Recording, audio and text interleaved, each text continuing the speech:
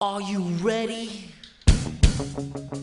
Ladies and gentlemen, boys and girls, children of all ages, Tool to Play presents Still Got Game with Derek D. Smooth Nolan and Joel Dude I Rock Albert.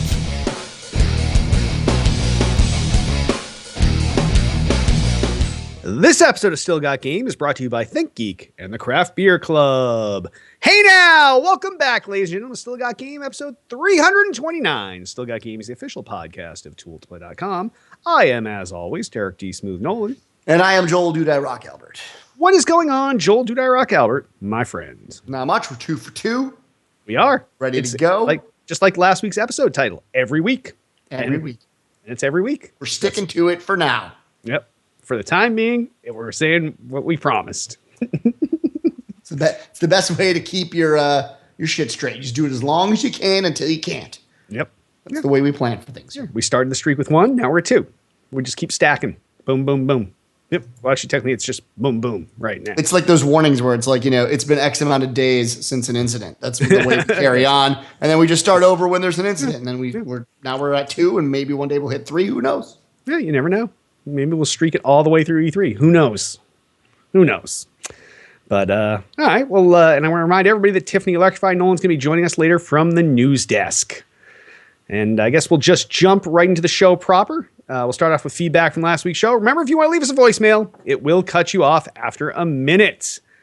RK Rules comments. Good to have the show back.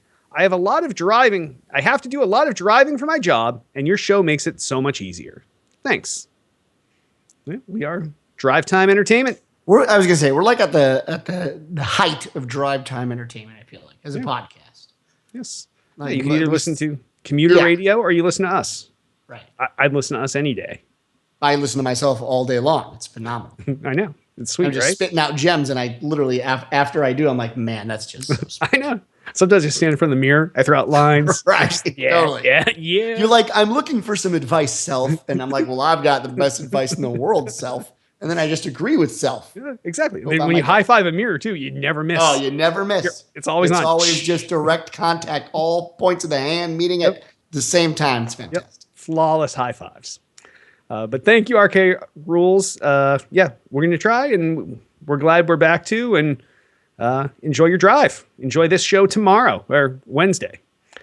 All right. Tina comments.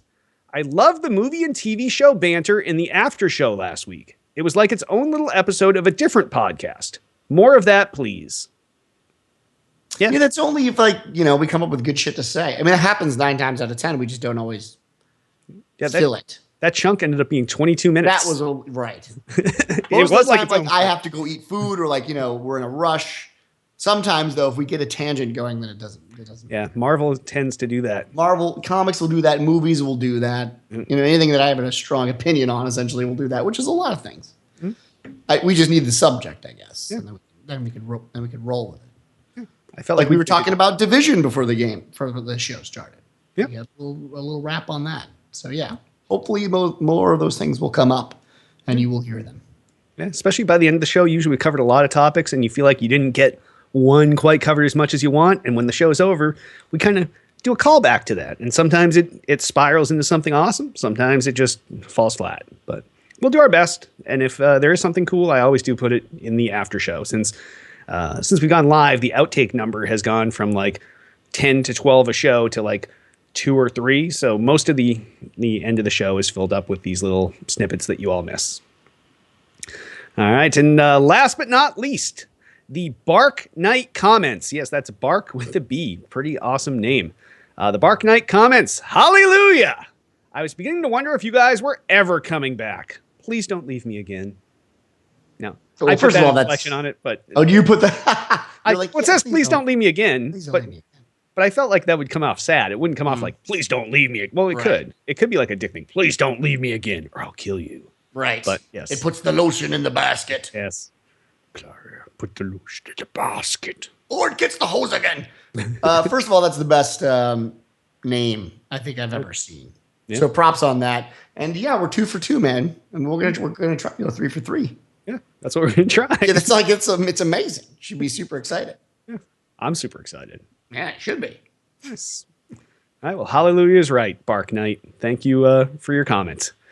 If any of you have awesome feedback like this, give us a call, 773-527-2961, or email us at podcast@tooltoplay.com. And in site-related news, I don't have a whole hell of a lot. Actually, not much at all. No, I got nothing. All right. I did some optimization to the RSS feeds, but Ooh, nice. people probably don't give a shit about that. No, they're like, I don't even. What's an RSS feed? I think it's like exactly. literally what everyone's saying at this point. So, Yeah, but that's about it. So, I guess on that, Jay, why don't we hop on over into what we're playing? Joel, Dude, I Rock Albert, what have you been playing this week? Still Destiny. I'm trying now. At this point, I would say I'm trying to keep playing Destiny. Because I'm at the level now where every week. Hit's been played. Hit, you're still playing Destiny. You're gonna not. You are okay. Because he was raiding with us as well, but we were going late nights on Tuesdays, and so he doesn't raid with us anymore because he's kind of a piece of shit. But yeah, so like I'm at the point now where I'm I don't know, man, getting close. At least do some Iron Banner this week. Did all my Iron Banners, all three characters. Me too. Did it all, yeah. So I was gonna do Trials tonight. I mean, I'm still liking where Destiny's at right now. You know what it is? The fucking salt. At this point, everyone is so shitty about Destiny. I can't take it. I literally can't. I hate how gamers are nowadays, and it literally makes me not want to play the game. How much they talk about how shitty the game is. The game is not shitty. If you ever want to know if a game is shitty, you come to me. I will spend months and hours at a time telling you exactly why a game is shitty. This game, the problem is this game is so good, but is just shy of what I think everyone knows it can be. But then that immediately becomes like it's the worst game that ever came out. Yeah. And it's impossible to listen to. Because it's like, no. These same guys that are bitching love the game until they were like, yeah, and they're like, that's my problem. The game is no different than the game they loved, except they played through it enough where they got tired of it. But they've been playing this game now for 18 months. Probably. Yeah. So 18 months. That's a pretty good deal for your money that you put in. How much money did you spend? Like, it's the same guy that said, like, I'm so tired of this game. I hate it. I mean, yeah, I've put 26,000 hours into it and I've logged, like, and my wife left me and it's the most important thing I have in my life, but it's such a shit game. Nope. Or they directly attack Bungie because they have no idea what it takes to create the type of content that they want. And it's just like, dude. Why don't you just not say anything, stop playing, go play another game, and when the content comes out, come back and play? Yeah. But the game's not shitty. It's crazy. You're just tired of it. Yeah, it's bullshit. Sorry for the mini rant. But yes, that's what I'm playing, and then I'm playing a little bit of Blade and Soul. It's an MMO, free to play. I talked about it last week. So my time's going back and forth between that. Nice. Well, I played some Destiny this week, and I got in a few more, probably a bunch more than I wanted to, games of Star Wars The Force Awakens pinball over on the PS4. I like those tables. It's good shit. And if you just have a few minutes, it's mindless fun. It takes longer to flip the input of the TV over to the PlayStation 4 than it does to, hop in and get going. So definitely fun. Highly recommend those tables still. Pinball FX2, great game, super cheap. Awesome tables. I think we probably have 30 different tables for it now. And wow. Yeah, we love them. Well, because we've been building them up over time. We have all the Marvel tables. You've had them for a while. Yeah. We have the Walking Dead tables. We have all the Star Wars tables. Right.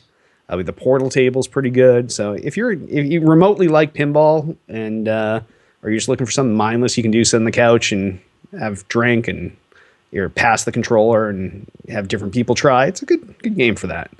And I guess technically I've also been playing Exploding Kittens on my phone now. So I got sucked into. We love Exploding Kittens, the card game, and we ended up picking it up on the phone. They made a phone version of it, and it's a LAN play, so everybody needs the game. Oh, really? Yeah, and it's pretty cool. It's a good approximation of the actual card game, whereas you still have to kind of meter it to a phone interface, but it plays really nice and it's good stuff. That was the Oatmeal guy that did that, right? Yes, yeah. They did the artwork for the cards. They did all the artwork for the cards. Yep. Yeah. Yep. So cool. we have 2 of those sets of cards from the Kickstarter, and it's good stuff. Yeah. So we picked up the phone game, and because we're family sharing, there's 6 of us, only to pay $2 once, and all 6 of us get to download it for free. And it's not a bad deal. Yeah, Apple, the family sharing stuff there is good. So if you were an Amanda or not a family yet, you fucking should be. Because we have it where, because we did it so long ago, it's my mom, my dad, my brother, me, my sister and sister-in-law. We're all on And my actual sister and brother-in-law. So we're all on that shit. Oh, nice. I got to get Amanda onto our plan because it's like a mega plan. Yeah, but that's nice. No, I don't mean the your phone company plan. I mean within Apple. Yeah, within Apple. Yes. So we also do we pay $15 a month for Apple Music, and all 6 phones get all you can use music, nice. which is a pretty good deal.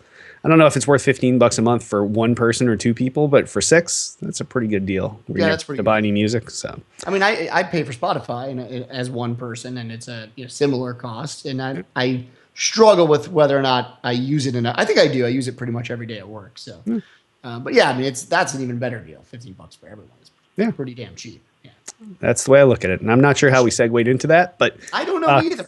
That's what I'm playing this week. Wow, that's what you're playing this week. You're playing okay. You're playing Apple. Yes. Oh, right, because of the Apple. Yeah. Okay. Yes. Exploding Kittens. We're back. Exploding Kittens. We're back. Yes, went over here, then we came back here, and now we're here. So. All right, I guess on that, we will hop over the new releases, and there's only one new release out this week. The only new release out this week is a multi-platform release, and it's XCOM 2, and this is out for the PC, the Mac, and Linux. This is the sequel to Firaxis' 2012 reboot of the XCOM series, XCOM Enemy Unknown. It's the same turn-based tactical gameplay as its predecessor, but this time it's only out on PC. Sorry, console fans. No more PS4, no more Xbox One. The game is visually fantastic and improves on what we're already doing right in the game. So what they were doing was perfect, and they just kind of improved on all that. The graphics look great. Firaxis has said ditching consoles to simplify the development process and allow things that they could not do across all the platforms, like procedurally designed levels and stuff to that effect, that it's much easier to design once on PC and just do it there. Enemy Unknown got great review scores in the low 9s on all platforms, and this is prior to our current gen consoles. So, if this game could get in the low 9s on Xbox 3 shitty and PS3, I feel like it would have done well in this gen. But I don't know. XCOM 2's already got higher scores than that right now. It's in the mid 9s. So I don't know if that's a mistake or what, but I know people love this game. We were real confused about when Enemy Unknown was coming out because we saw that at 4 E3s in a row, and each year and that was a while back. Yeah, each year is an entirely different game. And then they finally came out with Enemy Unknown as the way that it actually came out, and people seem to like it. They like it. Yeah, I love hearing this too. I mean, I know people probably know this about me, but I'm all for PC, and the more PC only gaming that I prefer, because I feel like it pulls people then to support PC. And the thing that I really love is you get a glimpse into the development process and what really needs to be cut and shaved off and massaged and shoved and destroyed in order to get it onto a console. So this is a great example of it when the developers basically say that they don't want to go through the cost and the hassle to do that. They will obviously take a huge monetary cut. There's no question about it. Oh, yeah. The market goes way the fuck down. But if you're a fan of the series, you probably don't care. Really, the way XCOM was, even when it was on console, the re-release, it's a PC game it's a PC style game that's ported to console. So it makes a lot of sense with that. And if console people do end up picking up on the PC, it does have full controller support. So right, at least you got that going for you. But all right, well, I guess on that, why don't we hop over to gaming news? It's another slow week, isn't it, Tiffany Electrify Nolan? It's really been a slow week for the past few weeks. Hopefully, as we get closer to some of these events, we'll start picking up some news stories. But and speaking of everyone's hatred for Bungie and Destiny, I've got my first story for you. First story! Bungie has a new CEO, and this comes from Joystick X Engadget. While Bungie is trying to keep its head down and focus on development of its Destiny sequel, a management reshuffle has thrust the company's operations back into the spotlight. After more than 15 years at the studio, President Harold Ryan has stepped down. Longtime COO Pete Parsons has been chosen to lead the company forward, but will do so as Bungie's new chief. In a short statement, Parsons wasted no time in addressing Destiny's fans. I want you to know my number one priority and Bungie's. You guys are making me laugh now. You guys can't do that to me. Now I can't do my voice. All right, I'm not looking at you guys anymore. I want you to know my number one priority in Bungie's is and always has been to deliver great games that we can all share together, he says. I also believe you have yet to see our studio's best work. My new role here at the studio will be entirely focused on fulfilling that promise. After an unconfirmed Kotaku report claimed that Destiny's next installment has been pushed back from its September launch and the recent rollback on matchmaking changes to fix multiplayer lag, Parsons is understandably focusing on placating frustrated players. There's currently no word on whether Ryan will remain at the company now that he's left his post, but we have contacted Bungie to find out what will happen next. So, what do you guys think about this? First off, sweet voice acting. Best CEO voice ever. Yes, that was good. Which is why we lost it. It was unexpected, yes. But for the actual story, this could be good. It's these things you never know. Sometimes it's a shakeup where someone's to blame and you're putting someone in new. So you're like, well, the old fuck ups were not my fuck ups, and I'm going to go on from here. And then other times you're just like, well, let's get someone out there has more business savvy and is not as from the development side of things. There's whole tons of ways this could go, but I don't think it's a bad thing. Yeah, I guess I've actually been going over the story with multiple people since it happened. It's a bad thing in the sense that something is clearly wrong. We know that they missed their mark within the review space. They lost their bonus. A lot of things, if you look at the history of this game and the drama that's occurred within Bungie, not even within Destiny, it makes for amazing stories. I've actually stated this twice so far. I would pay good money to see a documentary come out about the internal workings of Bungie during the making of Destiny. I think it would be absolutely fascinating for pretty much all aspects of the gaming industry. The deals that they had made with Activision, the amount of time it took, the pushback, what they cut out, because we obviously know that they redid their story, the firing of Marty. When you go through the entire history of what's happened to get Destiny where it is today, it reads like the best novel that I could an American novel that I would read as a coming of age story of this company that came from Chicago from literally nothing to try to building a game on the Apple, which eventually created the Microsoft Xbox, literally made the system what it is today to where it is now. It's amazing. And kind of jumping and piggybacking on top of that, the guy that they let go, he started as a play tester at Bungie. 15 years ago, the guy was a play tester. He was like a schlub like me or anyone else that just wanted to get into gaming, and he became the president of Bungie. So it is like a tale of, I don't know, it's amazing. And whether it's a good or bad thing, I think Derek's right. It's going to be interesting to see how it plays out. I do, however, believe that it pretty much highlights the drama and issues that Destiny has. There's no way, you do not fire a CEO. And a lot of people are saying, well, was he fired or was he let go? If he was doing well, he wouldn't step down. People don't step down for funsies. Certainly not a guy who busted his ass for 15 years to be a playtester all the way to a president. He's not going to just leave his position. No, exactly. Right. So we know there's problems, and we know that content's an issue, and we know that they're, in terms of their direction, they probably don't know where they want to be, or else they probably would have said something by now. So in that sense, we can't go any further down. Yep. Right. So it's probably good. The only good news I could say is Pete Parsons. I've met him. I think he's an amazing human being. And just when I went out there last year, when they were showing off Destiny at E3 or the year before, he was the most enthusiastic. I had never met him in my life. I've been to a couple other Bungie events, but I never met him one-on-one. And when I met him, I have never seen anyone so enthusiastic about a video game who had never known me to just sort of give that outpouring of how much he had put into the game and how much it meant to them and the team. And that's just me. Obviously, that's just 15 minutes of time with a person. But I will say I got it from him that he gave a shit about Bungie and he bled Bungie. It's something that you just, when you meet somebody, oh, this guy really gives a shit about his work.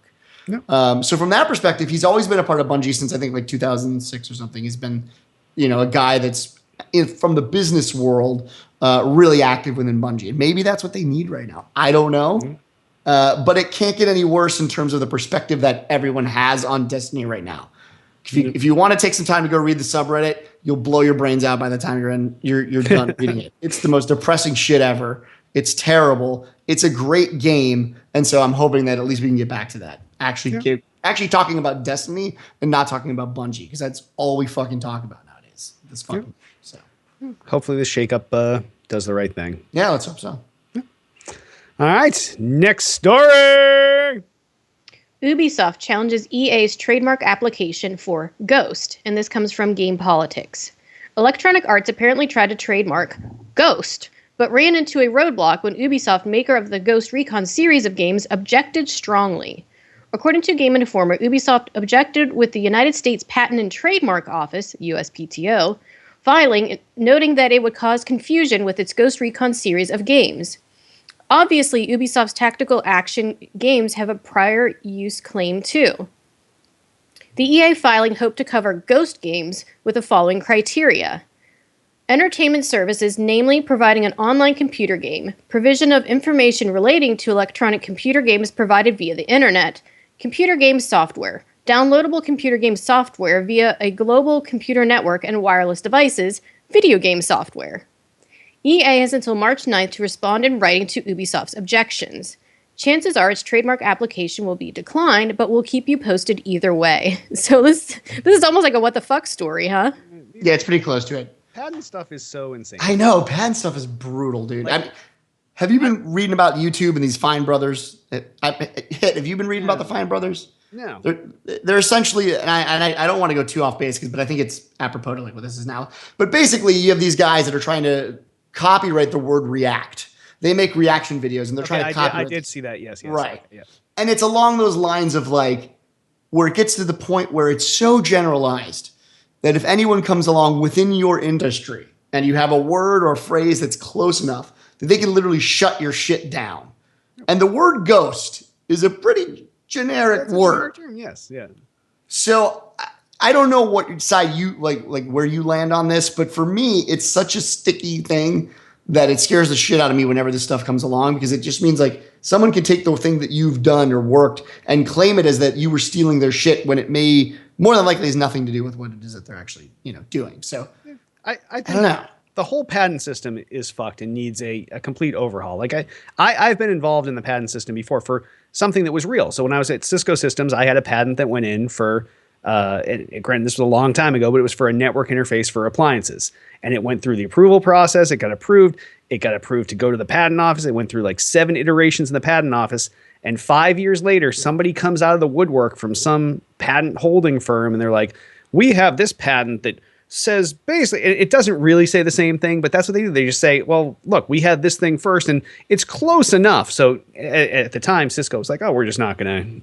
We don't want to go to court over this, so we'll just make a deal with them and use this patent, and we'll use their patent. We'll let them use one of ours, and we won't go through with it. But the patent system is so restrictive. I feel like for a long time it protected inventors, and then it just became something to use to kind of come over the top and as an attacking thing. And that's what really this is. This is, as soon as it came down to words, that was the lowest level of the patent infringement that you could do. Like, you're literally nitpicking over the use of the word ghost. Like, I use the word ghost all the time. And people, I ghosted out of that party. Oh shit, do I need to pay Ubisoft? Do I need to pay EA? Right. Like, it's I don't know. It's the way we've set it up in this country too. I mean, I don't know how many people know about the patent law and all that other stuff, but one of the other things is if you let's say I have let's use Ghost as the example. One of the things you have to do in order to make sure that you keep that that patent or registered trademark or whatever intact is if anyone's using Ghost, like if you want to fight it, then you have to actually fight it on all accounts.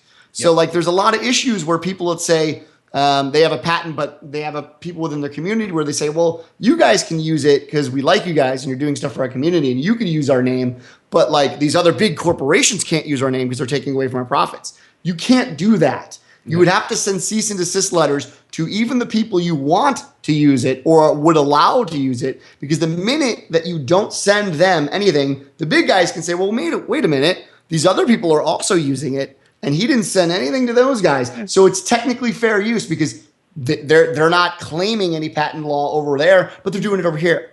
Yep. So it's like you have to fuck everybody or no one. You have to defend your trademark. Defend your trademark. Yep. No matter what, even if you don't care. Yep. So it leads for like just ridiculous lawsuits and frivolous takedown notices, copyright claims that you know, a lot of times on YouTube, people will be like, why the fuck did I get this copyright claim? A lot of the reasons is like maybe they don't necessarily want to do it, but lawyers will, you know, say, look, you should do it no matter what. Yep. I know that'll probably piss people off, but at the end, you got to do it. You got to claim every fucking copyright you absolutely can, or else someone's gonna come and take it away. So it's a shitty business. This ghost thing's ridiculous. I think Ubisoft's gonna win this one, but that's just my guess. If I was a betting man, I think Ubisoft's they'll win? Just because the patent system's fucked. But it's so fucked. Yeah, I would agree with you. Yeah. All right. Next story. We are on to this week's What the Fuck story, and this is also involving EA. EA leaves E3 2016 show floor in favor of fan-oriented EA Play event, and this comes from Polygon. Electronic Arts announced major changes for its presence at E3 2016 and will stage events off-site that are more accessible to fans. In return, it won't have a booth at this year's expo. EA has announced EA Play, a 3-day off-site event at Club Nokia near the Los Angeles Convention Center that will be open to the public. It will run June 12th, a Sunday, to June 14th. A companion event will also be held in London on June 12th. Further, EA will move its regular pre-E3 keynote to the Sunday preceding E3, which will be June 12th at 1 p.m. Pacific. EA had long been part of the Monday rotation of news conferences. An Electronic Arts representative told Polygon that EA will host private business meetings in a conference room at the LA Convention Center, but said, "We have released our booth in the South Hall." Reach for Common, a representative of the Entertainment Software Association, which stages E3, said, EA's player experience underscores E3 as the global launchpad for video game news, announcements, and excitement. As always, we continue to look forward to their contributions to E3 week and can't wait to play the games ourselves. EA's floor space has been among the largest of the exhibitors at E3, dominating the entrance to South Hall for several years. It remains to be seen who will take its booth space and also who will occupy the Monday slot of pre-E3 conferences. EA says more details will be shared later about how to attend EA Play in person. Tickets will have to be reserved in advance, but we're not charging a fee to attend, a EA rep told Polygon. The representative added that attendees will get a crack at EA's playable offerings before industry and press at E3 2016. Our players will have access to the games on Monday, the rep said. We will open up the event to the industry on Tuesday, allowing those who are in town for E3 to see our games and join the experience. So wow, is this setting some new precedent, guys? What is going on here? This is so messed up. This is a no. See, it's funny. I read this story. I was like, this is a no-brainer. It's a no fucking brainer. I don't know. Think about when we walk to South Hall and you go through and you hold your little badge up under the UV light and you walk through the door and the first thing in South Hall is always that monolithic six feet wide E3 EA thing, and they have their like welcome desk in the middle, and they have 2 floors of booths in all the spots. Like it's a fancy fucking booth. It's giant, and it has the like they somehow grandfathered themselves into the greatest spot on the show floor. Like it's literally when you come in, and usually they're showing 6 to 7 games there, and I feel like press does a great job covering them, but here now they're almost saying, you know, fuck you to the press, because it's one thing to do an event offsite, but then to close out that first day for no press, and then to say, well, press, you can come starting Tuesday, which is the day that everybody's covering the actual show. Like, who's going to go offsite over to Nokia LA Live to cover this when they've got meetings on the show floor? So I saw when I saw this. I mean, I agree. It's crazy from, I think, the press perspective. I think from EA's perspective, it's like totally brilliant. And really what they're doing here is what Blizzard's done for years. And what Blizzard has realized for the last decade, since they've been doing BlizzCon and not going to E3 at all, is that fans sell games more now than press does. Press is fairly irrelevant in this industry for the most part. You know, press has the power to diss your game, whereas a fan that comes to you is probably going to be drinking your Kool-Aid way before they even see what the game has to offer. You have a fan that's willing to spend $1,000+ to fly out somewhere just to get a look at a game, just for the experience of even being in the same room of a game, to feel like they're press, even though they're not because they're spending the money on it, and to be a part of that, and then be your biggest advocate when they leave the event. It's a no-brainer. I mean, for me, when a company's as big as EA now, in relation to something like Activision Blizzard and how big they are, it makes sense. They can dictate what information goes out. They can dictate the people that they bring in. They can dictate what games get shown. And there's no outside forces that are putting any pressure on them. They don't have to pay anyone. It's all internal. It's a write-off for them. It is a no-brainer to do. It's a fucking no-brainer. Makes total sense. The biggest critics of EA are EA's fans. EA is always fucking their fans. They're doing this wrong. They're doing that wrong. They botched this launch. They botched Battlefield. Like, so now instead of having press that are willing to say, okay, you know, this is messed up now, but EA is working on a patch. Like, instead, they're going to show something directly to the people that, if it's not perfect, are going to fucking ass fuck them. They're going to lambaste them. I don't think so. I don't think so. I mean, this is the thing about gamers. We live in a world now where the beta, or in EA's case, the alpha, is the final product. People were so excited for Battlefront, like it was going to be the fucking second coming of Jesus Christ. The game is okay. I'm not even going to say it's shit because I think that's unfair, but it certainly didn't live up to the hype that I felt like players, gamers were pushing. You know, like through Reddit and through social media, like, oh my God, Star Wars, the best Star Wars ever. DICE is doing it. It's going to be amazing. Frostbite engine, oh my God, you know, skeet all over the place. There's an okay game, but the hype sold it more than anyone. And I don't think that hype was propelled by press. I felt like it was propelled by gamers. And the money that you spend, Tiff brought up a point, which is the other reason, is the money that you would spend to get a booth at EA, why not just take that money and spend it on your own event where you dictate the entire pace of the conversation with the gamer? It's a no-brainer. Blizzard does it. They do phenomenal every year. They sell out tickets. The minute BlizzCon goes on sale, sold. Done. But BlizzCon is different. BlizzCon is a standalone event where people are coming out there for that. You're asking people to fly out to LA at the most expensive time of the year to get lodging in LA to go. These people are only going to be able to see EA's stuff. So you're going to spend all that to see Madden and 4 other games.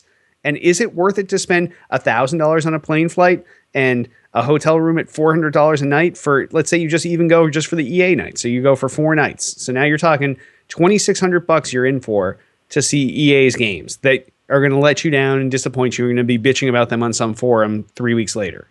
Maybe. I mean, that's the thing is I think at the very bare minimum, and I think you're probably right on a lot of that, but I think they see what Blizzard Activision is doing and they feel like, why are they flying? It's the same thing. When you go to a Blizzard Activision game, you actually don't even see Call of Duty. You don't see any Activision things when you go to BlizzCon. No. You see World of Warcraft. You see like maybe people will go just for Hearthstone. You see, now they do. But even like 4 years ago, it was just WoW. Yeah. It was it. You'd spend $2,000 on a plane ticket and 4 days of lodging to just see WoW. But that's a different player base. If they want to do that, then make your own EA Con. Like do that. But this seems like not a smart intermediate step. It's the wrong place.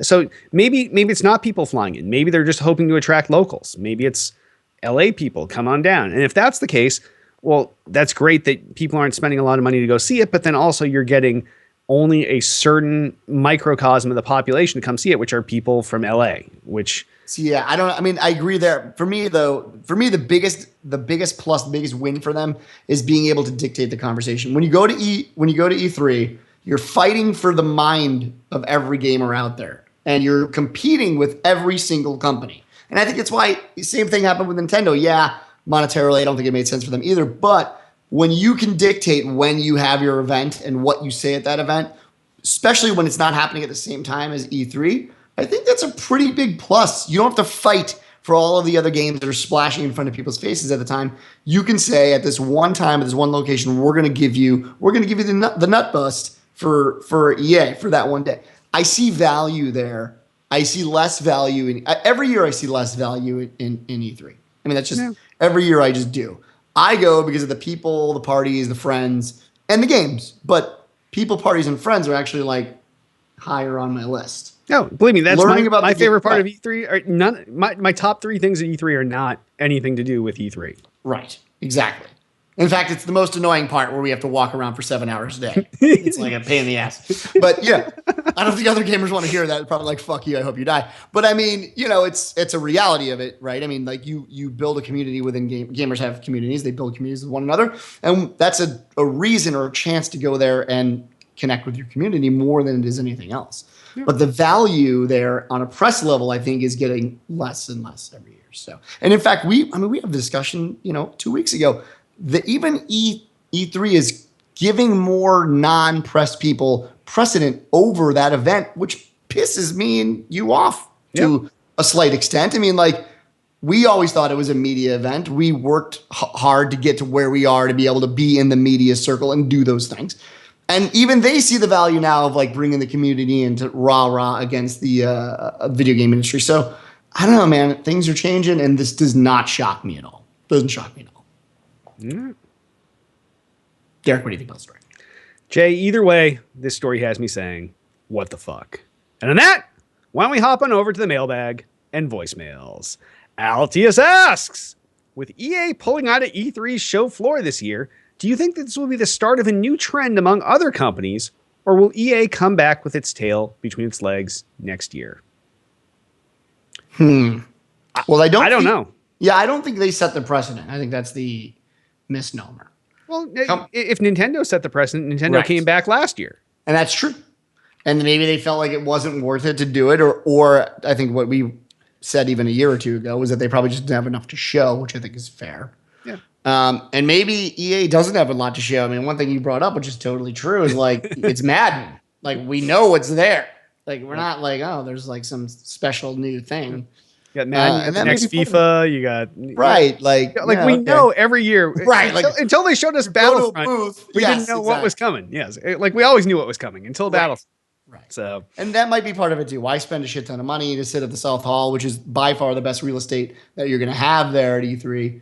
I think to Sarcasmus' point in chat and a couple other people's points, it does seem weird to pull out all the way. I think that might be a little weird for people. But whether it sets a precedent, I think it's all going to depend on what sort of traction they get at doing this. If they get a lot of traction, they feel like they had a positive experience, then yeah, I think you'll find people starting to slowly move out of that, big explosion cycle. We've already seen it in terms of other events popping up everywhere. We talk about it all the time.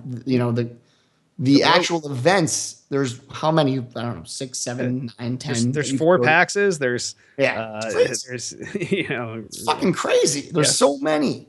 Rooster Teeth's got theirs, and everybody's got right. Everyone's got a con now. Everyone's got a con to go to. So yeah, I think eventually these things are just going to thin out a little. If anything, I think they're going to thin out a little bit more. But I don't know. E3's still a big badass, so we'll see. It's going to take a while. That's for sure. Yeah, I don't know. I think we'll see. To be honest, my prediction is next year. I don't care how successful this is this year. Next year, EA will be back on the show floor with a booth. I think it's exactly what you and I suggested. Maybe the behind the scenes thing is that this year all they had were the staples, and if you're only going to show the staples, it doesn't make sense to spend X thousands, hundreds of thousands of dollars on a booth when you can spend that money outside and get a bigger value add for that. But if you have some new IP and you want people to come in and you want press to check it out and you want to really cater the experience that someone has with that, because when someone plays some new IP, if some Joe Schmo off the street plays it and he has issues, it becomes a big thing. But when you get these demos that we get and it's a really specialized demo, you have someone right behind you, they're walking you through it, making sure that you're getting the exact experience they want. And that's how the press gets these write-ups that really showcase these things. So I think next year, if EA has some stuff to actually show off, I think they're going to be back in the booth space. Yeah, I buy that.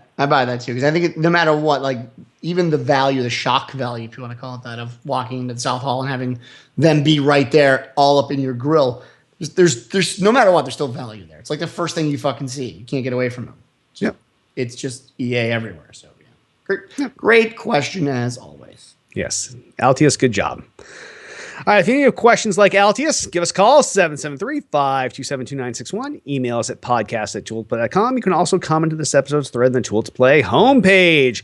And sponsors! Remember, by supporting our sponsors, you help support Still Got Game. ThinkGeek. If you're shopping for ThinkGeek for geeky shit, cool stuff, go to tooledtoplay.com/geek. Go there first, and then buy whatever you're buying from ThinkGeek. That link, go to tooledtoplay.com/geek, will always take you to the best coupon code deal, whatever that ThinkGeek is offering at the time. So rest assured, you're going to get the best deal possible, and you're going to be able to buy the geeky shit that your family, your friends, you want at the lowest possible price. So tooltoplay.com/geek. And the Craft Beer Club. You know, everybody loves a Beer of the Month club, but sometimes you want a Beer of the Month club that really caters to the craft beer audience, that goes out and they handpick the beers that they're going to send you each and every month. They're going to throw in some pint glasses for you to boot on top of your order. So go there, tooltoplay.com/beer, and you can get yourself like a 1 month, a 3 month, a year-long subscription. You can send one to a friend, but go there, do that up, and it helps the show out, and it helps you out, because what's better than sitting at home, forgetting what you did? Maybe you got the subscription a couple months ago, and then all of a sudden you come home from work one day, and what's there on your doorstep? Holy shit! It's 12 craft beers, 3, 3, 3, and 3 of 4 different craft beers, and these things have been hand selected. They've been picked out of. Think of how many craft beers are in the country. So, out of that huge thing, somebody has curated this to you to give you the best possible thing, and at a great price. So if you go to tooltoplay.com/beer, you're going to get your best possible deal on the Craft Beer Club, and it helps the show out. So tooltoplay.com/geek and tooltoplay.com/beer. And if you'd like to sponsor us, give us a call, 773-527-2961. Email us at podcast@tooltoplay.com. You can also comment on this episode. No, what am I going to comments? I fucked that up. All right. Rewind. If you want to sponsor the show, give us a call, 773-527-2961. Email us, podcast@tooltoplay.com. You tell us what you're selling. We're going to tell you what you're going to pay us. We'll sell it. You pay us. Boom. Done!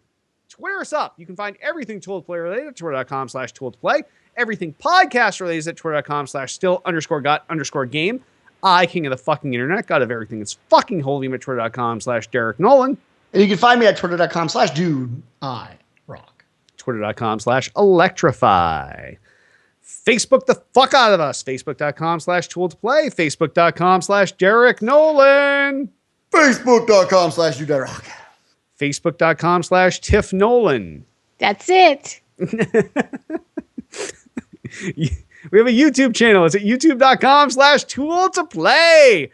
That is the place to find all of Tool to Play's archive video content. So go there, subscribe. You'll get episodes of this show. You'll get episodes of Hits Motherfucking Hits, which is still, as we told you, coming back February, which is now this month. So Hit is planning on bringing that back. He's going to get that cellophane out. He's going to get that crinkle, crinkle, crinkle. And big fans of that. I know we were trending #1 worldwide on Twitter for a while when we asked you guys to shout out and let Hit know how much it meant to you.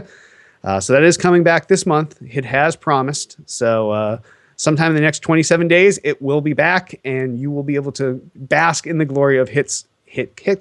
What's the actual name of the show? Hits, Quick Hits? Yeah. It's just Quick Hits. Shake your head. Yeah. Quick Hits. Is it yeah. Quick Hits? It's Yeah, Quick Hits. So yeah, Quick Hits will be back this month. Promise. From Hitman himself. Love that shit. All right. This podcast is on iTunes. And what we need on iTunes are some reviews.